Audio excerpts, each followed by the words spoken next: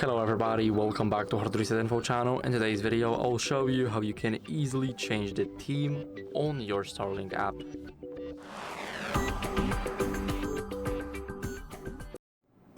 So first, what you guys need to do is open up Starlink and now scroll up and down until you see it, the advanced here right at the bottom. Now click it and here you will have everything, but the theme is almost at the bottom, as you guys can see. Now let me show you how it works. Basically the default one looks like this. Now we need to go and let's say change it to snow. And now as you guys can see, it looks just like that. It's much better for me.